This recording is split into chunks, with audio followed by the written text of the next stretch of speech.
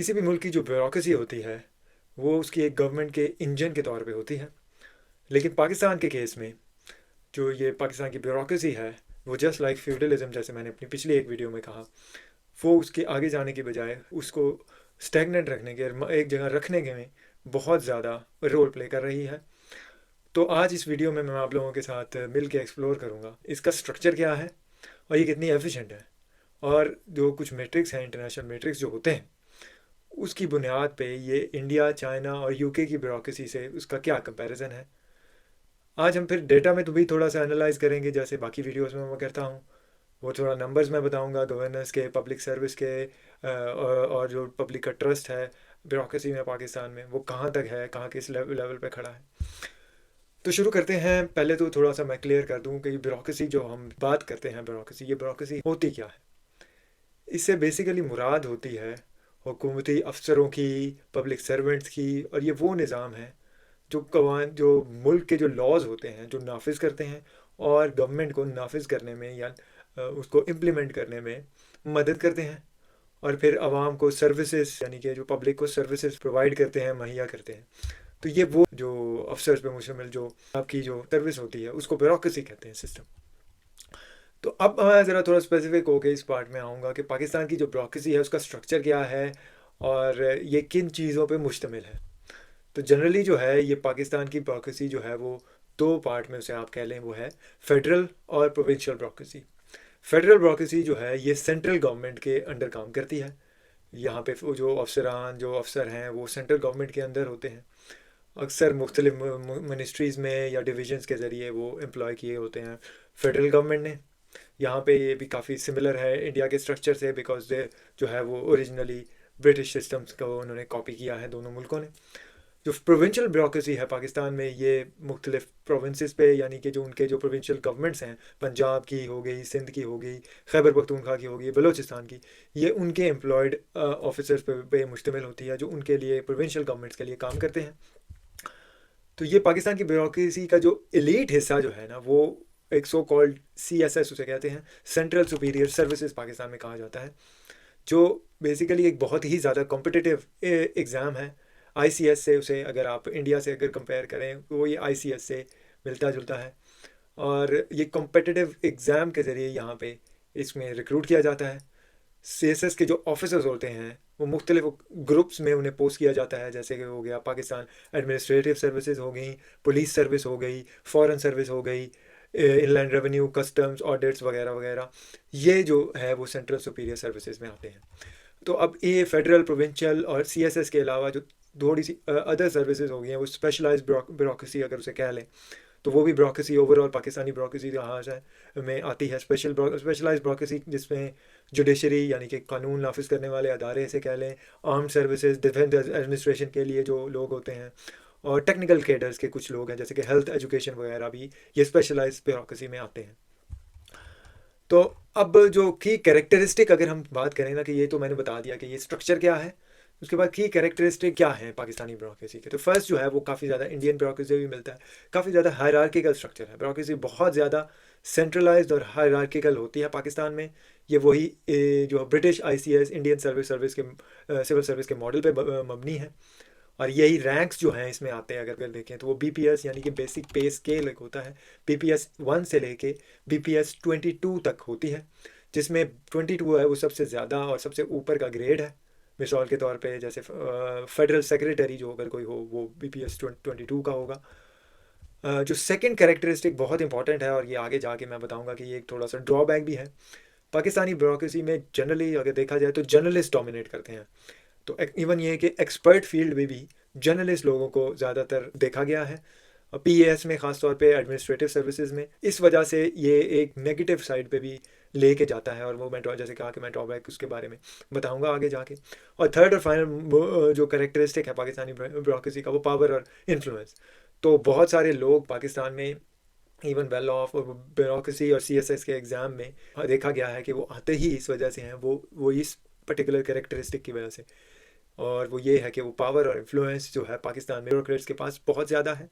Administrative power बहुत ज़्यादा होती है, policy making, development planning, local governance, ये काफ़ी ज़्यादा इस मामले में पावर होती है। और ऑफ कोर्स उसके बाद सोशल स्टेटस और उसका कैडर तो आता ही है, और ये चीज़ें बहुत ज़्यादा अट्रैक्ट करती हैं टू डू दिस, ये CSS का एग्ज़ाम देने के लिए। अब हम आते हैं जी अपने पार्ट 3 में, और इस पार्ट में मैं थोड़ा सा बताऊंगा कि एफिशिएंसी जो रेटिंग्स हैं, ये डिफरेंट एक्सपर्ट के ओपिनियन से, पब्लिक ओपिनियन से, और इंटरनेशनल जो कुछ ऑर्गेनाइजेशंस होती हैं उनके बेस पे ये डाटा और ये मैंने थोड़ा सा कंपैरिजन पुट टुगेदर किया है पाकिस्तानी ब्यूरोक्रेसी का वर्सेस इंडिया, चाइना और यूके ब्यूरोक्रेसी। जो 6 मैट्रिक्स की बेसिस पे मैंने ये किया है कि रिक्रूटमेंट फर्स्ट है जी, रिक्रूटमेंट प्रोसेस ये आप देख रहे होंगे इस ग्राफ में, डिसीजन मेकिंग स्पीड, रिस्पॉन्स जो है सिटीज़न को कितनी जल्दी दिया जाता है, ट्रांसपेरेंसी और अकाउंटेबिलिटी क्या है मुख्तलिफ इन चारों मुल्कों में, ब्यूरोक्रेसी की टेक्नोलॉजी का यूज़ कितना ज़्यादा है, पब्लिक ट्रस्ट जो है ब्यूरोक्रेसी में किस लेवल का है। तो यहाँ पे आप देख रहे होंगे कि पाकिस्तान जो है वो वाज़े तौर पे चाइना और यूके से तो बहुत ज़्यादा मैदानों में दूर है, इन बहुत ज़्यादा इन मैट्रिक्स में बहुत ज़्यादा दूर है, बल्कि इंडिया से भी अगर देखा जाए तो बहुत पीछे है ऑलमोस्ट एवरी एस्पेक्ट में। तो यहाँ पे बहुत ज़्यादा बेहतरी की गुंजाइश है। इस चार्ट से मैं यही आपको शो करना चाहता था। और अगर हम ऑब्जेक्टिव यानी ग्लोबल रैंकिंग्स की बात करें, थोड़ा सा और हार्ड डाटा की तरफ अगर हम चलें, तो कि इन्हीं ग्लोबल इंस्टीट्यूशंस जैसे कि वर्ल्ड बैंक और UN से लिया गया है, तो ये 3-4 फर्दर चीज़ें मैं थोड़ा सा इसको क्लियर करने के लिए पॉइंट को अपने बताऊंगा। वो है जी फर्स्ट ऑफ ऑल एक गवर्नमेंट इफेक्टिवनेस इंडेक्स। ये चीज़ जो है मेजर करती है कि जो आपकी ब्यूरोक्रेसी है वो उसकी अवामी खिदमत यानी पब्लिक की जो सर्विस है उसकी क्वालिटी क्या है, उसमें उसको कितना फ्रीडम है पॉलिसी बनाने में, पॉलिसी नाफिज करने में, और कितनी ज़्यादा इफेक्टिवली वो ब्यूरोक्रेसी अपना काम करती है। तो इसमें तो आप देख रहे होंगे पाकिस्तान का रैंक जो है वो बहुत लो है, इंडिया से भी, चाइना और यूके से भी। तो यहाँ पे तो पाकिस्तानी ब्यूरोक्रेसी जिसे कहते हैं लैगिंग फार फार बिहाइंड। जो नेक्स्ट इंपॉर्टेंट मेट्रिक है ग्लोबल ब्यूरोक्रेसी को मेजर करने का, वो है करप्शन परसेप्शन इंडेक्स। और ये अगर हम डेटा निकालें 180 मुल्कों में और डिफरेंट सेक्टर्स में, तो वो ये करप्शन इंडेक्स जो है वो अंदाज़ा लगाती है बेसिकली कि आपकी जो करप्शन या बदनवानी जिसे कह लें उसको, उसका क्या सिचुएशन है आपकी ब्यूरोक्रेसी में। तो इसमें भी पाकिस्तान का जो नंबर और पाकिस्तान का रैंक जो है वो बहुत लो है, इंडिया से भी थोड़ा भी लो है, चाइना और यूके से सबसे लोएस्ट पोजीशन में पाकिस्तान रैंक करता है। और फाइनली एक चीज़ होती है ई गवर्नमेंट डेवलपमेंट इंडेक्स। और ये ई गवर्नमेंट डेवलपमेंट इंडेक्स जो है वो डिफरेंट कंट्रीज़ का जज करती है कि उनकी जो गवर्नमेंट या पब्लिक सर्विस स्ट्रक्चर कैसा है और ह्यूमन कैपिटल जो है वो किस तरह का इफेक्टिवली काम कर रहा है। तो ये ई गवर्नमेंट डेवलपमेंट इंडेक्स में भी आप देखेंगे पाकिस्तान इन चारों मुल्कों में, पाकिस्तान, इंडिया, चाइना और यूके में सबसे लो रैंक कर रहा है पाकिस्तानी ब्यूरोक्रेसी। तो अब ये तो मैंने डाटा दिखा दिया। अब इससे जो मैं नेक्स्ट पार्ट में मैं क्वेश्चन करना चाहूँगा कि क्या ऐसी चीज़ है जो पाकिस्तानी ब्यूरोक्रेसी को रोक रही है, what is holding Pakistani bureaucracy back, क्यों हम इतना पीछे पाकिस्तानी ब्यूरोक्रेसी जो है वो रैंक कर रही है। तो इसका मैं थोड़ा तजिया करने के लिए थोड़ा सा कुछ चीज़ों की तरफ उसका पिन पॉइंट करना चाहूँगा।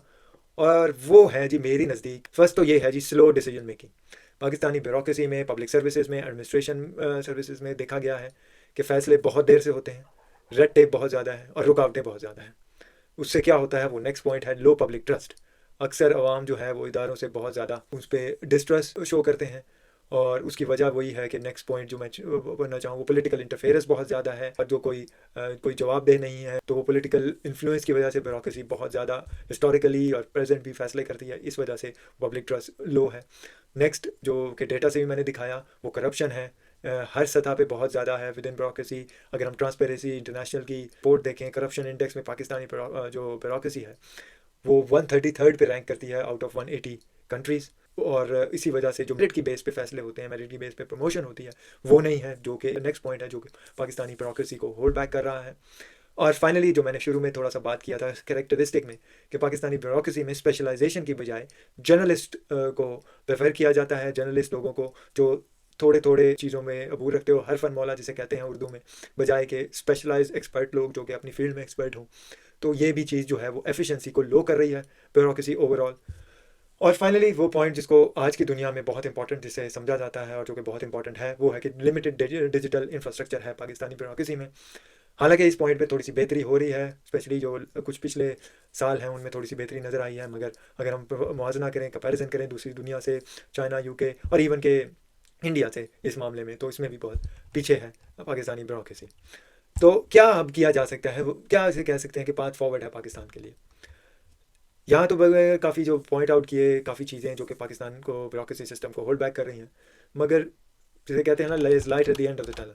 तो आहिस्ता आहिस्ता धीरे धीरे हमने देखा है कि रिफॉर्म्स हो रही हैं। थोड़ी सिविल सर्विस रिफॉर्म्स भी हमने देखी कुछ सालों में, नादरा और ई गवर्नेंस के ज़रिए डिजिटलाइजेशन भी हमने देखी है, पब्लिक की अकाउंटेबिलिटी भी थोड़ी थोड़ी लेवल्स पे नज़र आ रही है।